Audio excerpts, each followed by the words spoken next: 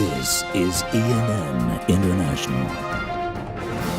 Good day. You're watching English and Not International.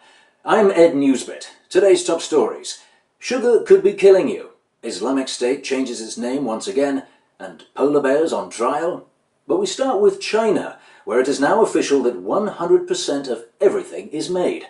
Apparently no one else makes anything.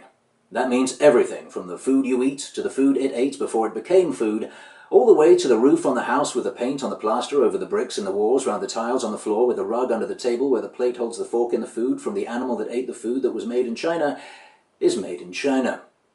Chinese officials are both full of pride and also confused.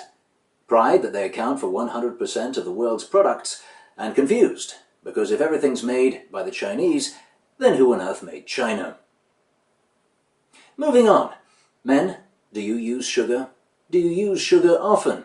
Well, be warned, because some men have had sugar and turned up dead. Nancy Catchaguy, a high-class call girl known to her clients as Sugar, has been linked to the mysterious deaths of 7 wealthy Johns over the last several months.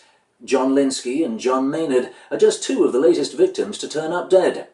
Police spokeswoman Teresa Toldia cautioned men to, quote, keep it real, keep it inside, and if your name's John, try to stay away from sugar.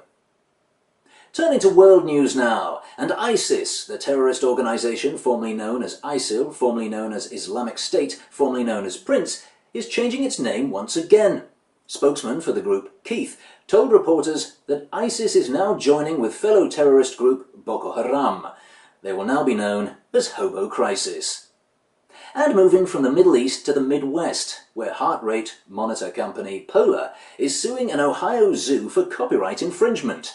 Apparently the zoo failed to clear a television advertising campaign promoting their new polar bear enclosure. While a judge deliberates, the zoo is forbidden from using the word polar.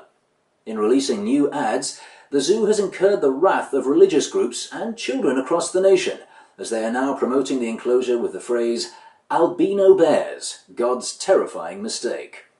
And finally, Apple launched its latest innovation, the iWatch.